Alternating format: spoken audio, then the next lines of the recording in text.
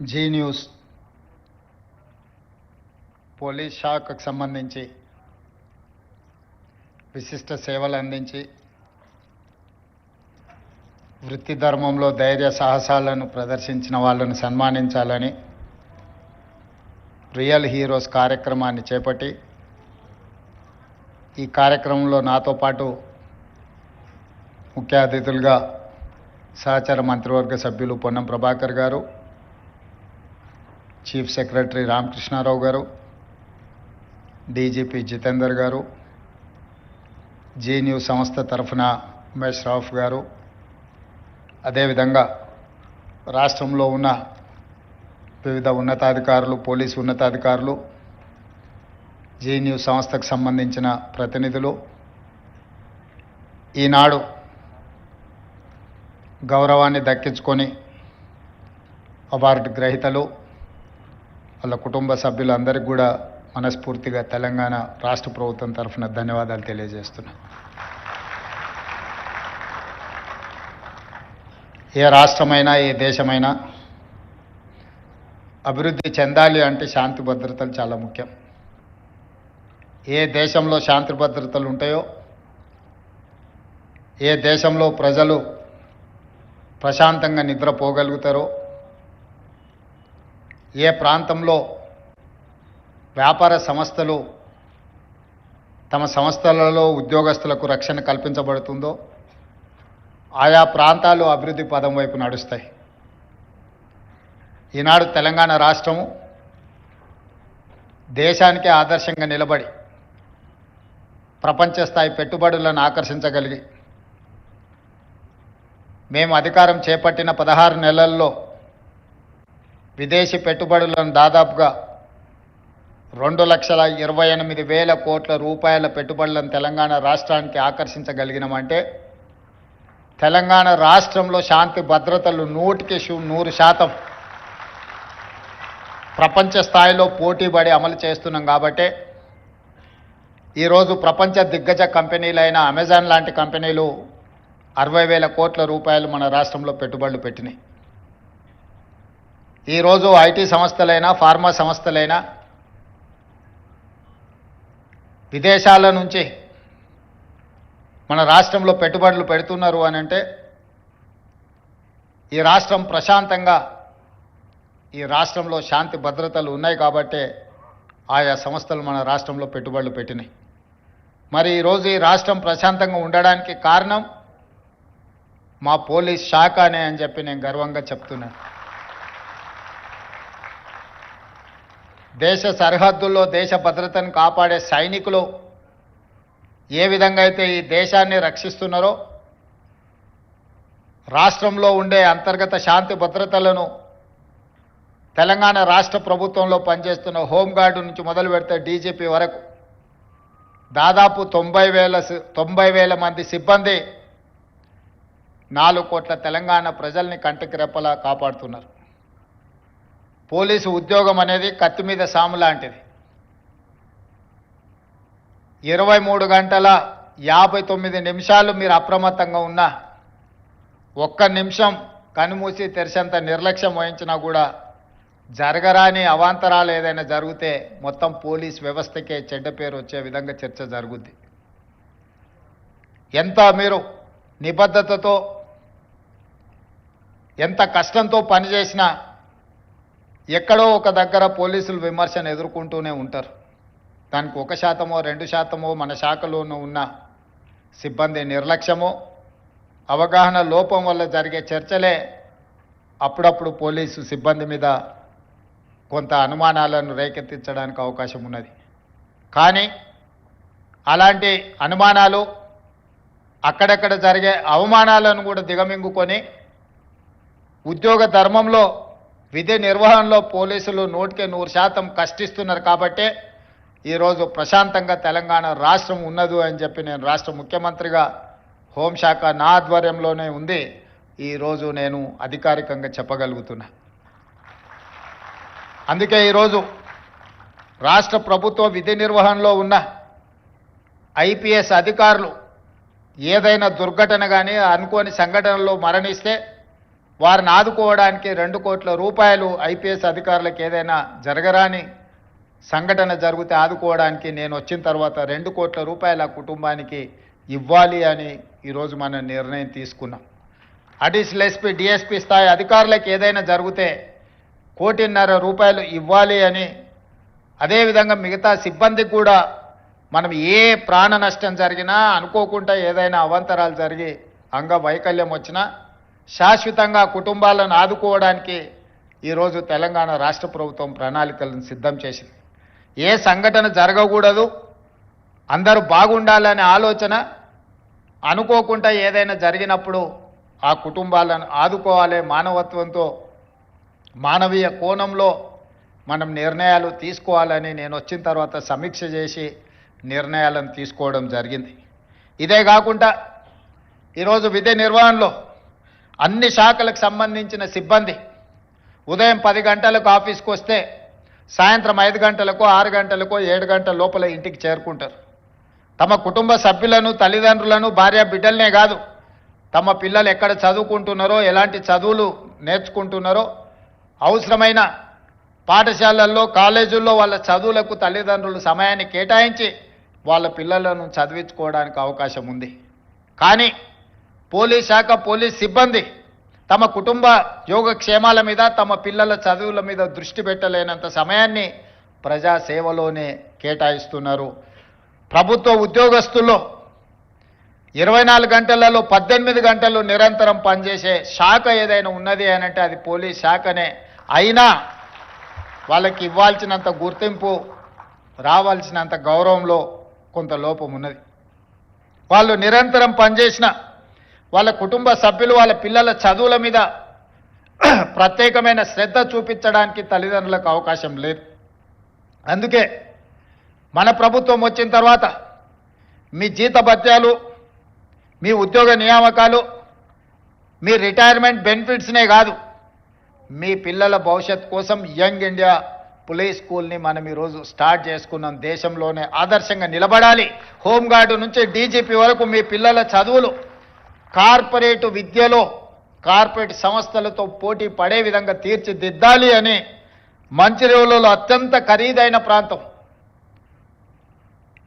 Infosys, Microsoft లాంటి దిగ్గజాలైన IT కంపెనీలు ఎక్కడైతే ఉన్నాయో 50 ఎకరాల స్థలం ఈరోజు మీ పోలీస్ స్కూల్ కోసం కేటాయించి ఒక కార్పొరేట్ లెవెల్ విద్యను మీకు అందించడానికి రాష్ట్ర ప్రభుత్వం తీసుకొని ఈ అకాడమిక్ ఇయర్లోనే ఈసారి అడ్మిషన్లను మొదలుపెట్టినాం. నేనే స్వయంగా వెళ్ళి ఆ స్కూల్ ప్రారంభోత్సవ కార్యక్రమంలో పాల్గొన్నాం. ఈరోజు సివి ఆనంద్ గారు, ఇతర ఉన్నతాధికారులు అందరూ కూడా ప్రత్యేకంగా దాన్ని పర్యవేక్షిస్తున్నారు. ఎందుకు అనంటే ఎవరమైనా, ప్రజాప్రతినిధులమైనా, పోలీసు అధికారులైనా, ప్రభుత్వ సిబ్బంది అయినా, మనం ఏమి చేసినా మన పిల్లల భవిష్యత్తు కోసం వాళ్ళకు ఒక మంచి సమాజంలో గౌరవాన్ని, మంచి విద్యను, ఉద్యోగాన్ని, ఒక సత్ప్రవర్తన కలిగిన పౌరులుగా తీర్చిదిద్దాలనేదే మన ఆలోచన. మనం ఎంత కష్టపడ్డా, మనం ఎంత కృషి చేసినా చివరికి మన ఆలోచన, మన విధానము మన పిల్లల యొక్క భవిష్యత్తే. మరి ఈరోజు పోలీస్ సిబ్బంది పూర్తి సమయాన్ని శాంతి భద్రతలను కాపాడంలో, ప్రజా జీవితంలో పెట్టినప్పుడు వాళ్ళ పిల్లల కోసం ఒక మంచి విద్యా విధానాన్ని తీసుకురావాలనే ఈరోజు రాష్ట్ర ప్రభుత్వం యంగ్ ఇండియా పోలీస్ స్కూల్ని స్టార్ట్ చేసుకున్నాం. మనం నేషనల్ డిఫెన్స్ అకాడమీ ఎన్డీఏలో చదువుకున్న వాళ్ళు గర్వంగా మేము ఎన్డీఏ స్కూల్లో చదువుకున్నామంటారు. సైనిక్ స్కూల్లో చదువుకున్న వాళ్ళు ఈరోజు మేము సైనిక్ స్కూల్ స్టూడెంట్ అని వాళ్ళు చెప్పుకుంటున్నారు. హెచ్పిఎస్ స్కూల్లో చదువుకున్న వాళ్ళు ఈరోజు మేము హెచ్పిఎస్ అని చెప్పుకుంటున్నారు. అందుకే ఈరోజు ఇక్కడ ఉన్న అధికారులను, పోలీస్ సిబ్బందిని నేను అడుగుతున్నా, ఎన్డీఏలో కానీ, సైనిక్ స్కూల్లో కానీ, హెచ్పిఎస్లో చదువుకున్న ఆ పిల్లలు గర్వంగా వాళ్ళ స్కూల్ పేరు చెప్పుకున్నప్పుడు మన పోలీస్ స్కూల్లో చదువుకున్న పిల్లలు ఎందుకు గర్వంగా మేము పోలీస్ స్కూల్ నుంచి వచ్చినామని చెప్పుకునే విధంగా, తలెత్తుకునే విధంగా ఈరోజు మనం తీర్చిదిద్దాలన్న ఆలోచనతోనే యంగ్ ఇండియా పోలీస్ స్కూల్ని మనం స్టార్ట్ చేసుకున్నాం. మీ పిల్లలందరినీ వీలైనంత మేరకు అక్కడ చదివించుకోండి. అవసరమైన అన్ని వసతులను ఇచ్చే బాధ్యత నాది. ఆ పిల్లలను ఉత్తమ పౌరులుగా తీర్చిదిద్ది ఈ సమాజంలో డాక్టర్లుగా, లాయర్లుగా, ఇంజనీర్లుగా, ఐఏఎస్లుగా, ఐపీఎస్లుగా, ప్రజా ప్రతినిధులుగా, రాష్ట్రానికి నాయకత్వం వహించే నాయకులుగా పోలీస్ స్కూల్ నుంచి తీర్చిదిద్దాలనేదే నా ఆలోచన, నా విధానం. దీన్ని సద్వినియోగం చేసుకోవాల్సిందిగా హోంగార్డ్ నుంచి డీజీపీ వరకు పోలీస్ సిబ్బందికి అందరికీ నేను విజ్ఞప్తి చేస్తున్నా. అదేవిధంగా ఈరోజు మీరు ఆలోచన చేయండి, దేశంలోనే మనకు శాంతి భద్రతలు కాపాడడంలో నెంబర్ 1 ర్యాంక్ వచ్చింది. ఇన్ఫ్లేషన్, నిత్యావసర వస్తువుల ధరలను నియంత్రించడంలో దేశంలో మొట్టమొదటి ర్యాంక్ మనకు వచ్చింది. ఈరోజు సైబర్ క్రైమ్లో కొల్లగొడుతున్న సొమ్ముని రికవరీ చేయడంలోనే దేశంలో మనం నెంబర్ 1 వచ్చినాం. ఈరోజు ఎస్ఐబి కానీ ఇంటెలిజెన్స్ కానీ ఎక్కడైనా రాష్ట్రంలో, ఏ దేశంలో, ఏ మూలలో ఏ తప్పిదం జరిగినా, ఏ దాడులు జరిగినా, తీవ్రవాదుల నేపథ్యంలో దాడులు జరిగినా మన పోలీసులు ఇచ్చే సమాచారమే ఈ దేశంలోని నేరగాళ్లను పట్టుకోవడానికి మనం ఉపయోగపడుతున్నాం. ఇదే కాదు, ఈరోజు ఇంతకుముందు భరత్ చెప్పినట్టుగా డ్రగ్స్ ఇది ఒక పెద్ద మహమ్మారిగా మారింది.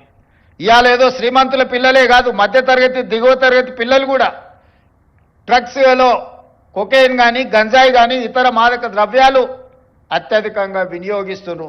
ఎక్కడోనో పబ్బులలోనో లేకపోతే కాలేజీల్లో కాదు, ఈరోజు ఈ విష సంస్కృతి పాఠశాలలకు కూడా విస్తరించింది. అందుకే ఈరోజు తెలంగాణ రాష్ట్ర ప్రభుత్వం డ్రగ్స్ వినియోగించే వాళ్ళను, డ్రగ్స్ సరఫరా చేసే వాళ్ళను, డ్రగ్స్ను అమ్మే వాళ్ళని అందరినీ కూడా ఉక్కుపాదంతో తొక్కాలి అని ఈరోజు డ్రగ్స్ నియంత్రించడానికి ఒక ప్రత్యేక విభాగాన్ని ఏర్పాటు చేయడం కాకుండా ఆ విభాగంలో పనిచేస్తున్న సిబ్బందికి 30% అదనంగా జీత భత్యాలు ఇచ్చి ప్రోత్సహించి ఈరోజు ఈ సమాజానికి చీడ పురుగుగా మారి భవిష్యత్ తరాలను నిర్వీర్యం చేసే డ్రగ్స్ మీద ఈరోజు ఉక్కుపాదం మోపుతున్నాం. అదేవిధంగా సైబర్ క్రైమ్, ఒకప్పుడు దొంగతనాలు చేయాలన్నా, దోపిడీ చేయాలన్నా దొంగలు మన ఇంటికి రావాలి, మన తలుపులో, మన కిటికీలో పగలగొట్టాలి, మన త్రిజోరీలు ఓపెన్ చేసి తీసుకెళ్ళాలి. ఇప్పుడు నేరం మారింది, స్వరూపం మారింది. మన ఇంట్లో మన జేబులో ఉండే సెల్ ఫోనే వాడు త్రిజోరీని పగలగొట్టినట్టుగా మన లోపలికి వచ్చి ఎక్కడో కూర్చొని, పక్క ఊర్లోనో పక్క దేశంలోనో కూర్చొని డైరెక్ట్గా మన ఖజానాలకు వచ్చి దొంగతనం చేస్తున్నాడు. ఒకప్పుడు దొంగతనం చేయాలంటే చాలా కష్టమైన పని. తలుపులు బద్దలు కొట్టాలి, లేకపోతే ఇంట్లో ఉన్న వాళ్ళ తలలు పగల కొడితే కానీ దొంగతనం చేసే అవకాశం ఉండేది కాదు దొంగలకు. ఈరోజు ఏమీ లేదు, నీ జేబులో ఉన్న సెల్ ఫోన్లకు ఒకసారి దూరితే చాలు నీ దగ్గర ఉన్న ఖజానాన్ని మొత్తాన్ని కొల్లగొట్టే పరిస్థితులు వచ్చినాయి. నేరం మారింది, నేరగాళ్ళు మారినారు. మరి నేరం మారినప్పుడు, నేరగాళ్ళు మారినప్పుడు, నేర విధానం మారినప్పుడు పోలీసు వ్యవస్థలో కూడా సమూలమైన మార్పులను తీసుకొచ్చి దానికి తగ్గట్టుగా, దొంగలకు తగ్గట్టుగా దొంగలను నియంత్రించే విధంగా పోలీసు వ్యవస్థను ఈరోజు తీర్చిదిద్దుకోవాలనే ఈరోజు సైబర్ క్రైమ్ విభాగాన్ని కూడా మనం బలోపేతం చేసినాం. అందుకే ఈరోజు దేశంలో ఎక్కడ ఏది జరిగినా మన సైబర్ క్రైమ్ డిపార్ట్మెంట్ ఈరోజు దేశానికే ఆదర్శంగా నిలబడే విధంగా ఈరోజు నేరగాళ్లను పట్టుకునే ప్రయత్నం చేస్తున్నాం. కానీ ఇది ఏదో ఒక రోజు ఒక గంట పనిచేస్తే కాదు, నిరంతరం 24 గంటలు అప్రమత్తంగా ఉండాలి. డ్రగ్స్ విషయంలో, సైబర్ క్రైమ్ విషయంలో ఈరోజు పోలీసులు ఇంకా నైపుణ్యాన్ని నేర్చుకోవాల్సిన అవసరం ఉన్నది. నేరం జరిగిన తర్వాత పట్టుకోవడం కాదు, నేరం జరగకుండా నియంత్రించాల్సిన బాధ్యత కూడా మన మీదనే ఉన్నది. నేరం జరిగిన తర్వాత పట్టుకోవడం కంటే నేరం జరగకుండా నియంత్రించడంలోనే మనం విజయం సాధించాల్సిన అవసరం ఉన్నది. ఆ దిశగా మన పోలీస్ వ్యవస్థను మన అధునాతనీకరించుకోవడమే కాకుండా దీన్ని అభివృద్ధి చేసుకోవాలి. సాంకేతిక నైపుణ్యాన్ని మనం సాధించుకోవాల్సిన అవసరం ఉంది. ఆ దిశగా పోలీసు ఉన్నతాధికారుల నుంచి హోంగార్డ్ వరకు సేవలు అందించాలి. ఈరోజు ఆ విధంగా విధి నిర్వహణలో అద్భుతంగా ఎవరైతే పనిచేసిండ్రో ఆ సిబ్బందిని అందరిని కూడా సన్మానించడం అనేది, మనందరం వాళ్ళని గుర్తించడము, ఈ రాష్ట్ర ప్రభుత్వం, ఈ పోలీస్ శాఖ మొత్తం మీకు అండగా నిలబడుతుంది, మిమ్మల్ని వెన్ను తడుతుంది, మీరు చేసిన మంచి పనిని అభినందిస్తుందని సందేశాన్ని ఇవ్వడం కోసమే ఈరోజు ప్రత్యేకంగా నేను ఈ కార్యక్రమంలో పాల్గొన్నాను. ఎందుకంటే ఈ ప్రభుత్వంలో పనిచేసే ప్రతి ఉద్యోగిని గౌరవించాల్సిన బాధ్యత, వాళ్ళ హక్కులను కాపాడవలసిన బాధ్యత ఈ తెలంగాణ రాష్ట్ర ముఖ్యమంత్రిగా నా మీద ఉన్నది. అందుకే ఈరోజు ఈ కుటుంబాలను అన్నిటిని కలుసుకొని పోలీస్ శాఖను ప్రత్యేక దృష్టితో చూస్తాం, మీ సమస్యల్ని పరిష్కరిస్తామని తెలియజేయడమే ఈరోజు ఈ ప్రభుత్వం యొక్క ముఖ్య ఉద్దేశం. అందుకే ఈ కార్యక్రమంలో మీ ముఖ్యమంత్రిగా నేను పాల్గొనడం జరిగింది. అదేవిధంగా అప్పుడప్పుడు కొన్నిసార్లు పొద్దున్నే పేపర్లు చూడంగానే కొన్ని సర్ప్రైజ్ వార్తలు కనిపిస్తుంటాయి. ఈరోజు ఉదయం పేపర్ తెరవంగానే ఇక సమరమే అని ఒక వార్త చదివిన. ఎవరయ్యా వీళ్ళు, ఏమన్నా మన రాష్ట్రానికి సంబంధించిన వాళ్ళు కాదేమో, ఇంకెవరైనా మన మీద సమరం ప్రకటించారా అని చదివితే ప్రభుత్వ ఉద్యోగాల సంఘాల నాయకులని కింద పేర్లని చదివిన. నేను దయచేసి ఉద్యోగ సంఘాల నాయకులకు విజ్ఞప్తి చేస్తున్నా, ఈ రాష్ట్రం మీది, ఈ ప్రభుత్వం మీది, మీరందరు కలిసి ఎన్నుకుంటేనే మేము అందరం ఇక్కడ ఉన్నాం. ఈరోజు ప్రజలు, ప్రభుత్వ ఉద్యోగస్తులు కావచ్చు, ప్రజాప్రతినిధులు కావచ్చు, మన అందరం కలిస్తే 2%, ప్రభుత్వంలో పనిచేసే ప్రతి ప్రభుత్వ ఉద్యోగి లెక్క కడితే 3.5 లక్షలు ఉంటారు దాదాపుగా. ఒక 3 లక్షల మంది కాంట్రాక్ట్ అవుట్సోర్సింగ్ ఉద్యోగస్తులు ఉంటారు. ఇంకొక 3 లక్షల మంది రిటైర్డ్ అయిన వాళ్ళు ఉంటారు. వీళ్ళు 9 లక్షలు దాదాపుగా ఈ సిబ్బంది ఉండే అవకాశం ఉంది. ఈ 9 లక్షల మంది 4 కోట్ల తెలంగాణ ప్రజల యొక్క సంక్షేమము, అభివృద్ధి, రాష్ట్రం యొక్క శాంతి భద్రతలను, పెట్టుబడులను అన్నిటిని కాపాడాలి. ఈ 3%, 2.5-3% ప్రజాప్రతినిధులు కావచ్చు, ప్రభుత్వ ఉద్యోగులు కావచ్చు, రిటైర్డ్ ఉద్యోగస్తులు కావచ్చు, కాంట్రాక్ట్ ఉద్యోగులు కావచ్చు, లేకపోతే అవుట్సోర్సింగ్ ఉద్యోగస్తులు కావచ్చు, వీళ్ళందరికీ జీత భత్యాలు ఇచ్చి ప్రభుత్వంలో పనిచేసే వాళ్లకు 35 సంవత్సరాలు, ప్రజాప్రతినిధులకు ప్రతి 5 సంవత్సరాలకు ఒకసారి ప్రభుత్వాలను ఎన్నుకునే విధం ప్రజలు మనకు అవకాశం ఇస్తారు.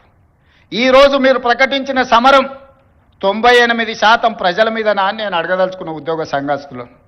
ఇవాళ ప్రతి ఉద్యోగి 10 సంవత్సరాలు తెలంగాణ రాష్ట్రంలో ఏనాడు 1వ తారీఖు నాడు జీతాలు తీసుకోవాలి. ఇక్కడనే మీరున్నారు, మీరు ఒక్కసారి ఆలోచన చేయండి, గుండెల మీద చేయబెట్టుకొని. తెలంగాణ రాష్ట్రం ధనిక రాష్ట్రంగా ఏర్పడి 72,000 కోట్ల రూపాయల అప్పు ఆనాడు, ఇప్పుడే నేను రామకృష్ణారావు గారిని అడిగిన, దాదాపుగా 9 సంవత్సరాల నుంచి ఫైనాన్స్ సెక్రటరీగా వారే పనిచేస్తున్నారు.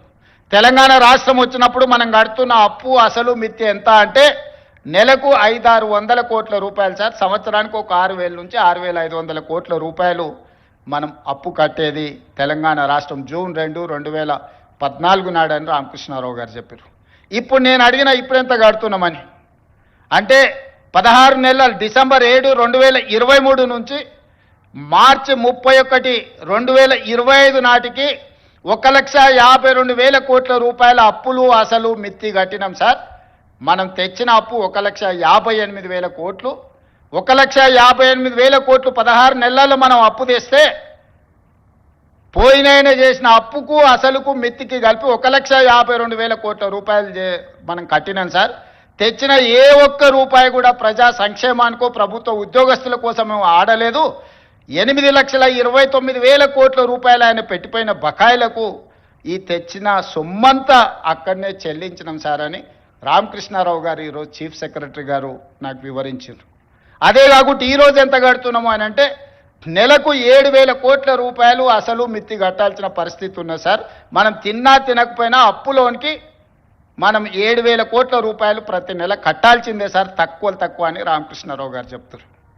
తెలంగాణ రాష్ట్రం వచ్చిన రోజు 500 నుంచి 600 కోట్ల రూపాయలు ఉన్న అప్పు ఈరోజు రేవంత్ రెడ్డి ముఖ్యమంత్రిగా పదవి చేపట్టిన 16 నెలల్లో 1,52,000 కోట్ల రూపాయలు మొదటి 16 నెలల్లో కట్టినామంటే యావరేజ్గా 9,000 నుంచి 10,000 కోట్ల రూపాయలు ప్రతి నెల అసలు మిత్తి నేను కట్టిన.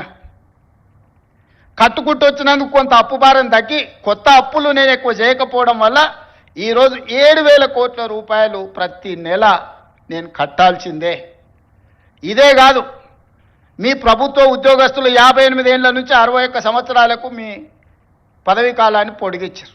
దాంట్లో మీరు అనుకున్నారు మీ పదవీ కాలాన్ని ఎక్కువ ఇచ్చిండ్రని. రిటైర్మెంట్ బెనిఫిట్స్ ఇవ్వాల్సి వస్తుందని 3 ఏళ్ళు పెంచండి. ఇప్పుడు ఈ మధ్యకాలంలో అత్యధికంగా రిటైర్ అయినరు వారు పోతా మీ రిటైర్మెంట్ బెనిఫిట్స్ను మీకు ఇవ్వకుండా బకాయి పెట్టింది ఎంత అంటే 8,500 కోట్ల రూపాయలు. ఈరోజు నెల మీకు జీతాలు ఇవ్వడం ఒక ఎత్తు అయితే, రిటైర్డ్ ఉద్యోగస్తులకు 3 లక్షల మందికి పెన్షన్లు ఇవ్వడం రెండో ఎత్తు అయితే, రిటైర్డ్ అయిపోయిన ఉద్యోగస్తులకు వాళ్ళ రిటైర్మెంట్ బెనిఫిట్స్ ఏవైతే ఉన్నాయో, ప్రావిడెంట్ ఫండ్ కావచ్చు, ఇతర బెనిఫిట్స్ మీరు దాచుకున్న సొమ్మది ప్రభుత్వం కొంత కలిపి మీకు ఇవ్వాలి. దాదాపుగా 9,000 కోట్ల రూపాయలు బకాయిలు పెట్టిపోయింది. ఇవాళ రిటైర్డ్ ఉద్యోగస్తులు ధర్నా చేస్తున్నారు. లేకపోతే మా బెనిఫిట్స్ వస్తలేవని అంటున్నారని కొంతమంది ఏదైతే కొన్ని రాజకీయ పార్టీలు ఆరోపణ చేస్తున్నాయో అవన్నీ మీరు మాకు వారసత్వంగా ఇచ్చిపోయిన మొండి బకాయిలు. ఇవాళ వాటిని ఒక పక్కన క్రోడీకరిస్తూ క్రమబద్ధీకరిస్తూ ఈరోజు గతంలో ఉన్న సంక్షేమ పథకాలు ఏవైతున్నాయో పెన్షన్లు ఆపలేదు, రైతు భరోసా ఆపలేదు, షాదీ ముబారక్ ఆపలేదు, కళ్యాణ లక్ష్మి ఆపలేదు. ఇట్లా చెప్పుకుంటూ వెళ్తే గత ప్రభుత్వం ఇచ్చి సంక్షేమ పథకాలు ఏవైతే కొనసాగించిందో రైతుకి 24 గంటలు ఉచిత విద్యుత్ ఆపలేదు. అదనంగా నేను ఆడబిడ్డలకు ఆర్టీసీలో ఉచిత ప్రయాణం ఇచ్చిన, రైతులకు బోనస్ 500 రూపాయలు పంటకి ఇచ్చిన, 500 రూపాయలకే ఈరోజు నేను సిలిండర్ ఇస్తున్నా, ఫీజు రియంబర్స్మెంట్ ఫీజులు చెల్లించే ప్రయత్నం చేస్తున్నా. ఈరోజు ఇట్లా చెప్పుకుంటూ వెళ్తే ప్రతి 21,000 కోట్ల రూపాయలు సరిగ్గా 6 నెలలు తిరిగే లోపల 15 ఆగస్టు లోపల 25,55,364 మంది రైతులకు 20,617 కోట్ల రూపాయల రైతు రుణమాఫీ చేసి 2 లక్షల రూపాయల వరకు రైతు అప్పు ఉన్న అందరికీ అప్పు నుంచి విముక్తి కలిగించిన. ఆయన పెండింగ్ పెట్టిపోయిన రైతు బంధు 7,625 కోట్ల రూపాయలు వచ్చిన మొదటి 3 నెలల్లోనే నేను చెల్లించిన. అంటే ఈ 15-16 నెలల కేవలం రైతులకే 30,000 కోట్ల రూపాయల నగదు వాళ్ళ ఖాతాలకు బదిలీ చేసిన. ఉచిత కరెంట్ ఆపలేదు. ఇవాళ పేదోళ్ళ ఇళ్లకు 200 యూనిట్లు ఉచితంగా నేను కరెంట్ ఇస్తున్నా. మా ఆడబిడ్డలకు 500 రూపాయలకు సిలిండర్ ఇస్తున్నాం. మా ఆడబిడ్డలకు ఆర్టీసీలో ఉచితంగా బస్సు ప్రయాణం, అమ్మగారింటికి వెళ్ళాలన్నా అమ్మవారిని దర్శించుకోవాలన్నా ఈరోజు ఆర్టీసీకి 5,000 కోట్ల రూపాయలు కట్టి నష్టాలలో ఉన్న ఆర్టీసీని ఈరోజు లాభాల బాటలో నడిపించే ప్రయత్నం చేస్తున్నాం. వెళ్తూ రైతులకు ఉచిత కరెంట్ ఇచ్చినా అన్నాడు. విద్యుత్ శాఖకు దాదాపుగా ఈ ఉచిత కరెంటు పేరు మీద 1,000 కోట్ల రూపాయలు బకాయిలు పెట్టిపోయాడు. ఈ విద్యుత్ శాఖ కోసం సింగరేణిలో బొగ్గు కొన్నాడు. సింగరేణి వాళ్ళకు 1,000 కోట్ల రూపాయలు బాకీ పెట్టాడు. ప్రాజెక్టులు కట్టినా అన్నాడు. కాంట్రాక్టర్ల బిల్లులు 50,000 కోట్ల రూపాయలు బకాయి పెట్టిపోయాడు. ఇట్లా ఏడ కనిపిస్తే అక్కడ, ఎక్కడ దొరికితే అక్కడ, ఎంత మిత్తికి వస్తే అంత మిత్తికి ప్రభుత్వం ఇరిగేషన్ ప్రాజెక్టులు కడితే 4-5% మిత్తికి లోన్లు దొరుకుతాయి. 11% అప్పులు తీసుకొచ్చిండా, సొంతం కోసం చేస్తుండేనా? ఇవాళ 11%తోనే అప్పులు తేవడం అంటే ఇంతకంటే దుర్మార్గం ఎక్కడుండదు. మీ పోలీస్ స్టేషన్లలో వస్తాయి. పెద్ద కుటుంబాల పిల్లలు వ్యసనాలకు బానిసలై ఊరి మీద పడి అప్పులు చేసి ఆస్తులన్నీ అమ్మేస్తుంటారు. అట్లనే ఔటర్ రింగ్ రోడ్ అమ్మేసారు. ఆయన కష్టపడి కట్టిన 160 కిలోమీటర్ల ఔటర్ రింగ్ రోడ్డు 7,500 కోట్ల రూపాయలకి అమ్ముకొని పోయింది. గచ్చిబౌలి, మాదాపూర్, కొండాపూర్లో ఉన్న భూములన్నీ అమ్మేసాడు. ఒకప్పుడు గ్రామాలలో శ్రీమంతులు ఉంటే వాళ్ళ పిల్లలు సరైన ప్రయోజకులు కాకపోతే ఎట్లా ఏ విధంగా అయితే ఆస్తులన్నీ అమ్ముకొని ఖర్చు పెడతారో అట్లనే తెలంగాణ రాష్ట్రంలో కూడా 10 సంవత్సరాల పరిపాలన జరిగింది. నేను వచ్చిన తర్వాత ఒక గుంట భూమి కూడా ఈ రోజు వరకు అమ్మలే. ఇవాళ నేను చేసిన అప్పు మొత్తం పాత అప్పులు కట్టనికనే చేసిన. ఇప్పుడే కాదు, భవిష్యత్తులో కూడా ప్రతి నెల 10,000 కోట్ల రూపాయలు అప్పు చేస్తే 9,000 కోట్ల రూపాయల పైన ఆ పాత అప్పులకు అసలుకు మిత్తికే కట్టాలి అంటూ నువ్వు 5-6 లక్షల కోట్ల అప్పు చేసినట్టే ఉన్నావని. అసెంబ్లీలో అన్నాడు 1,52,000 కోట్ల రూపాయలు అప్పు చేసినావు నువ్వు అని. నేను లేచి లెక్క సరిదిద్దాను. 1,52,000 కోట్లు కాదు స్వామి, 1,58,000 కోట్లు అప్పు చేసిన. 1,52,000 కోట్లు నువ్వు చేసిన అప్పులకు తప్పులకు పాయమాలు కట్టినా అని చెప్పిన.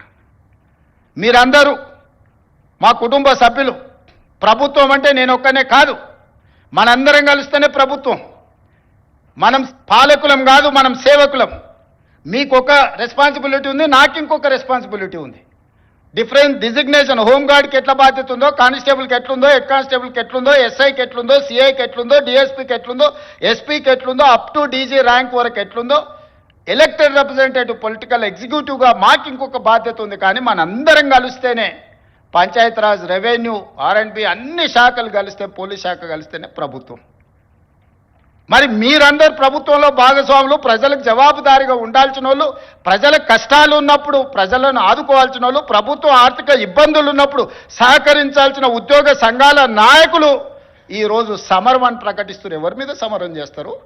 ఎవరిని మీరు ఈరోజు ఎవరిని నిందించదలుచుకున్నారు? ఎవరిని కొట్టదలుచుకున్నారు? ఎవరి మీద మీరు యుద్ధం ప్రకటిస్తున్నారని నేను సంఘాల నాయకులను అడగదలుచుకున్నా. మీకు బాధ్యత లేదా? 35 సంవత్సరాలు ప్రజలు మన జీత భత్యాలు ఇచ్చి రిటైర్ అయిపోయిన తర్వాత మనకు పెన్షన్ కూడా ఇచ్చి మన కుటుంబాలను ఆదుకుంటున్న 98% ప్రజల యొక్క పెన్షన్లు కానీ, రైతు రుణమాఫీ కానీ, రైతు భరోసా కానీ, ఉచిత కరెంటు కానీ, షాదీ ముబారక్ కానీ, కళ్యాణ లక్ష్మి కానీ, ఆర్టీసీలో ఆడబిడ్డలకు ఉచిత ప్రయాణం కానీ, ఇవన్నీ చేయాల్సిన బాధ్యత ప్రభుత్వ ఉద్యోగ సంఘాల నాయకుల మీద లేదా? ప్రజాప్రతినిధుల మీద మాత్రమే ఉన్నదా? మాకే కాదు, మీకు కూడా వాళ్ళే జీతభత్యాలు ఇస్తున్నారు. మీకు ఉద్యోగాలు ఇచ్చింది కూడా ఈ ప్రజలే కదా. మీకు ఉద్యోగాలు ఇచ్చిన వాళ్ళే మాకు ఉద్యోగాలు ఇచ్చారు. మనందరం కలిస్తేనే ప్రభుత్వం. దయచేసి ఉద్యోగ సంఘాల మిత్రులకు, నాయకులకు నేను విజ్ఞప్తి చేస్తున్నా. ఇది ప్రజాప్రభుత్వం, ప్రజల కోసం పనిచేస్తున్న ప్రభుత్వం. ఏదైనా విషయం ఉంటే చర్చించండి, మాట్లాడుకుందాం. ఈరోజు కూడా నేను స్పష్టంగా చెప్తున్న వేదిక మీద నుంచి, ప్రతి నెల ఈ తెలంగాణ రాష్ట్ర ప్రభుత్వానికి వస్తున్న ఆదాయం 18,000 నుంచి 18,500 కోట్లు. కానీ ప్రతి నెల నాకు కనీస అవసరాలు తీర్చడానికి 22,500 కోట్ల రూపాయలు కావాలి. ఈరోజు మీకు ఇచ్చే జీతాలు కానీ, మీ పెన్షన్స్ కానీ, లేకపోతే ఈరోజు సంక్షేమ పథకాలు కానీ, రాష్ట్రంలో ఉన్న పనులు చేయడానికి 22,500 కోట్ల రూపాయలు కావాలి. 4,000 కోట్ల రూపాయలు ప్రతి నెల ఆదాయం తక్కువ ఉంది. అప్పుడప్పుడు ఆశా వర్కర్లు అంటుంటారు మా జీతం రాలేదని, ఇంకోసారి అంగన్వాడీ వాళ్ళు అంటుంటారు, ఇంకోసారి అవుట్సోర్సింగ్ వాళ్ళు అంటుంటారు. మా రామకృష్ణారావు గారు, మా బట్టి విక్రమార్క గారు చేస్తున్నది ఏంటంటే, ఓ నెల ఈయన కాపీ ఆయనకి ఇస్తుండు, ఒక నెల ఈయన కాపీ ఆయనకి ఇస్తుండు, అడ్జస్ట్మెంట్ బడ్జెట్ పద్మనాభం పనులు చేస్తున్నారు. ఉన్నది 18,500 కోట్లే. 18,500 కోట్లల్లో ఈరోజు 7,000 కోట్ల రూపాయలు అప్పుకు పోయింది. 5,000 నుంచి 5,500 కోట్ల రూపాయలు మీ జీత భత్యాలకు పోయింది. 13,000 కోట్లు పోయిన తర్వాత నా చేతిలో మిగులుతున్నది 6,000 కోట్లు నికరంగా. ఈ 6,000 కోట్ల పెన్షన్ ఇవ్వాలన్నా, వృద్ధాప్య పెన్షన్ ఇవ్వాలన్నా, రైతు రుణమాఫీ చేయాలన్నా, రైతు భరోసా ఇవ్వాలనా, షాదీ ముబారక్ ఇవ్వాలనా, కళ్యాణ లక్ష్మి ఇవ్వాలనా, ఫీజు రియంబర్స్మెంట్ కట్టాలనా, ఏమేం పథకాలు చేయాలి? ఈ అన్ని పథకాలు చేయాలంటే నాకు 22,000 కోట్ల చిల్లర కావాలి.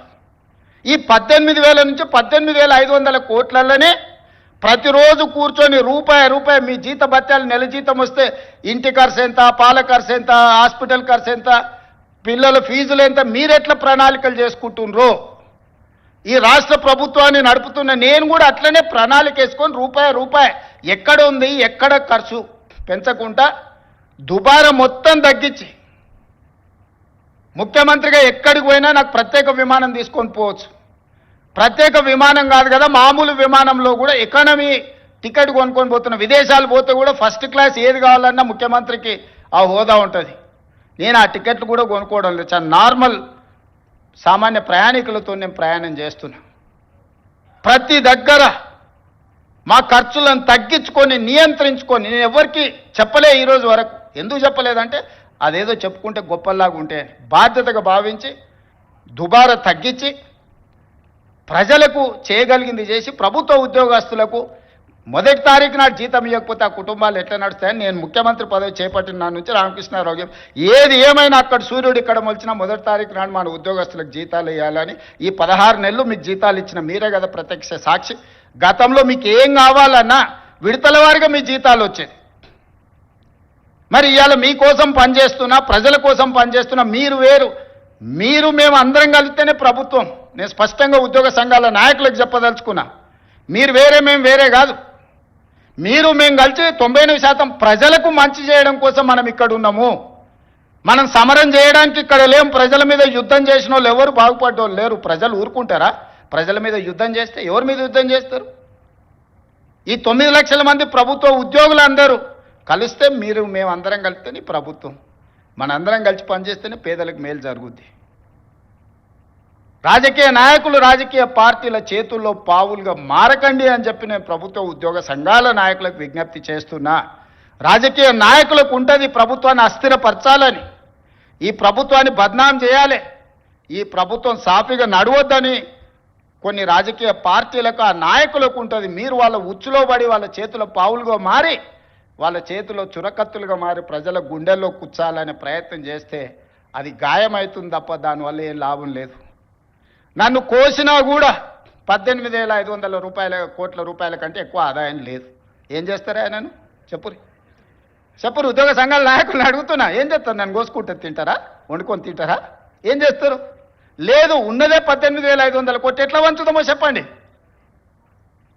ఏది ఆపమంటారో చెప్పండి. వృద్ధాప్య పెన్షన్లు ఆపమంటారా? ఉచిత కరెంట్ ఆపమంటారా? షాదీ ముబారక్ ఆపమంటారా? ఏ ఆపమంటారో చెప్పండి. ఏది ఆపుతారో ప్రజలకు చెప్పండి. అయ్యా మీది ఆపేసి మేము బోనసులు తీసుకుంటాం, మేము జీతాలు పెంచుకుంటాం, మేము అన్నీ మేము దినంగా మిగిలితేనే మీకు ఇస్తామని రైతు ప్రజలకు చెప్తా అంటే చెప్పండి. బహిరంగ సభ ఏర్పాటు చేద్దాం, 10 లక్షల మందిని చేస్తా. ఉద్యోగ సంఘాల నాయకులు మాట్లాడండి, మేము ఈ చిట్టి ఇచ్చిన ముఖ్యమంత్రికి దీని ప్రకారం పరిపాలన జరుగుతుంది అనేది ఇదొక మార్గం. లేదంటే 100 రూపాయలు ఉన్న పెట్రోల్ 200 చేద్దామా చెప్పురి. 30 రూపాయలకి ఇచ్చే బియ్యాన్ని 60 రూపాయలు చేద్దామా చెప్పురి. పప్పు ఉప్పు చింతపండు బెల్లం ధరలు 2 చేద్దామా చెప్పురి. ఏది పెంచుదామో చెప్పుండ్రి. ఎక్కడ ధరలు పెంచుదామో చెప్పుండ్రి. ధరలు పెంచకుండా ఉన్న పథకాలను ఆపకుండా కొత్త కోరికలు నెరవేరవు. కొత్త కొత్త కోరికలు కోరుకొని మనము నిరసనలో ధర్నాలో దీక్షలో బందో చేస్తే ఉన్న వ్యవస్థ కూడా కుప్పగూలుతుంది. ఉన్నది కుప్పగూల్చుకుంటే ఇంక మళ్ళీ తిరిగి తేరుకోవడానికి కూడా ఇంకేం లేదు.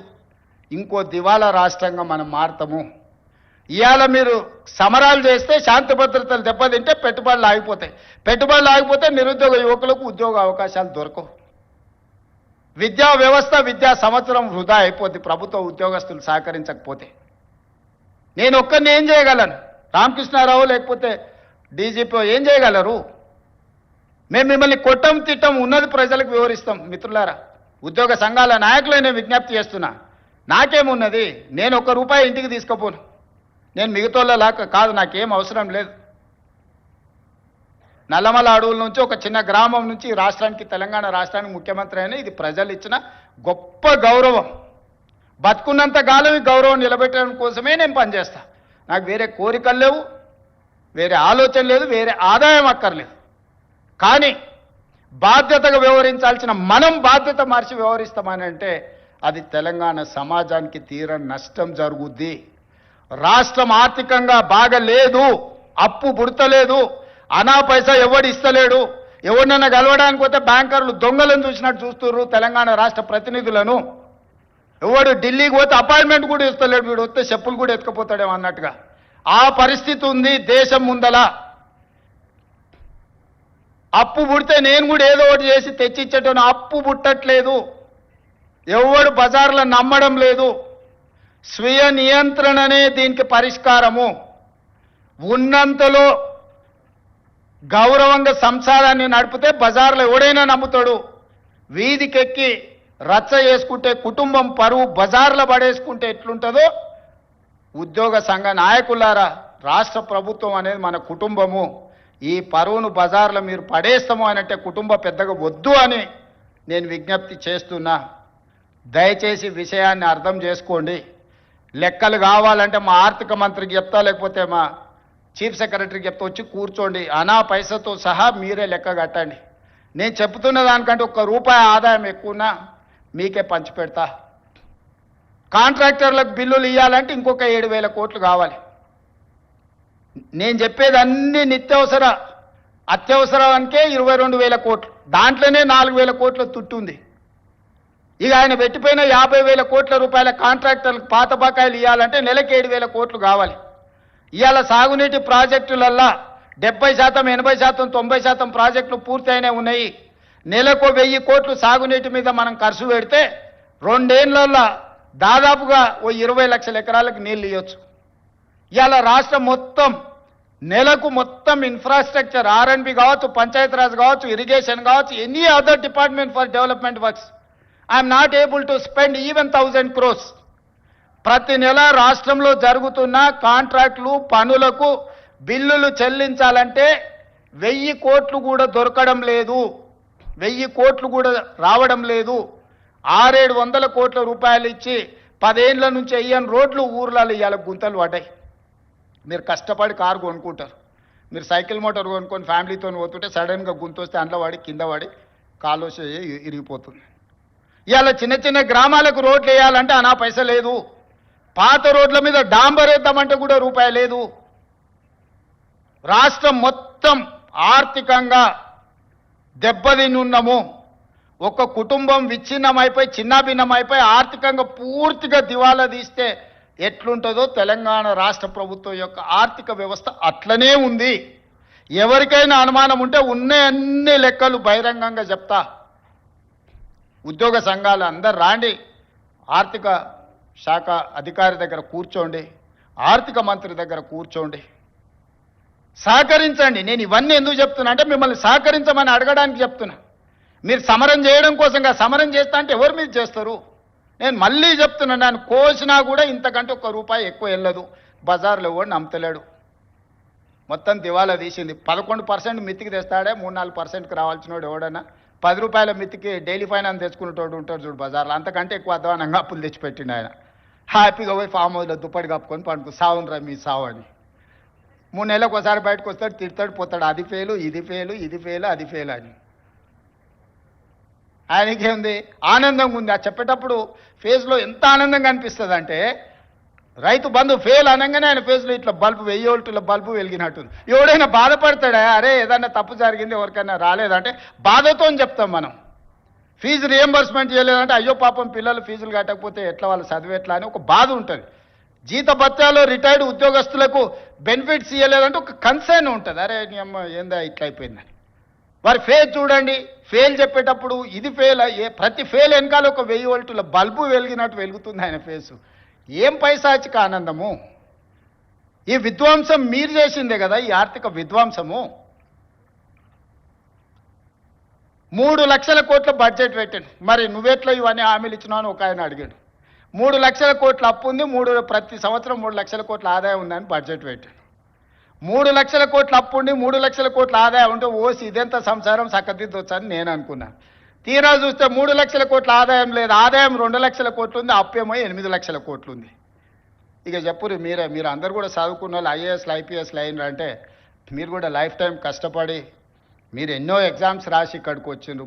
పోలీస్ ఎస్ఐ కావాలంటే కూడా ఎంత చదవాలను నాకు తెలుసు. నాతో చదువుకున్న వాళ్ళు చాలామంది ఎస్ఐలో కానిస్టేబుల్ కూడా అయిన వాళ్ళు అందరు కష్టపడి చదువుకున్న వాళ్ళు నాకు తెలుసు. ఈ పరిస్థితిలో రాష్ట్రం ఉంది. దయచేసి ఉద్యోగ సంఘాల నాయకులకు నేను విజ్ఞప్తి చేస్తున్నా, సమరం కాదు ఇప్పుడు కావాల్సింది, సమయస్ఫూర్తి కావాలి. రాష్ట్రాన్ని ముందుకు నడిపించాలంటే చిత్తశుద్ధి కావాలి, పట్టుదల కావాలి, కష్టం కావాలి.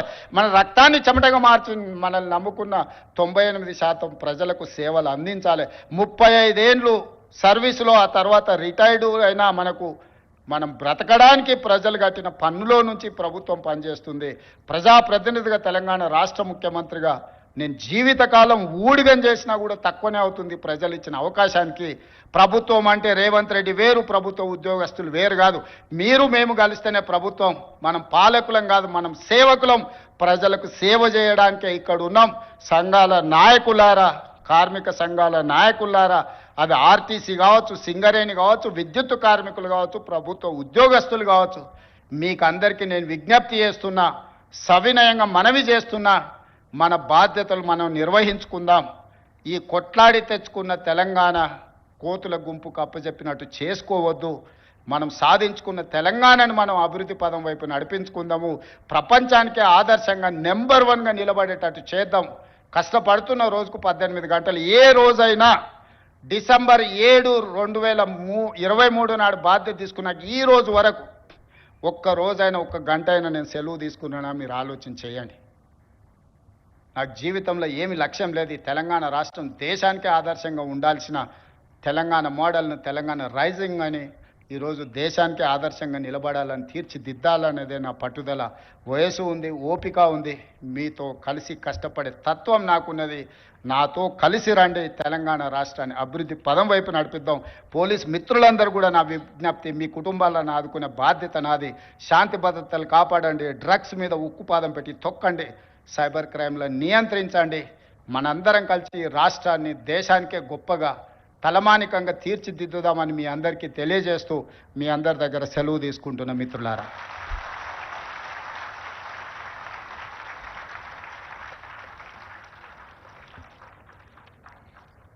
Thank you for your valuable words and message గౌరవనీయ ముఖ్యమంత్రి రేవంత్ రెడ్డి గారు.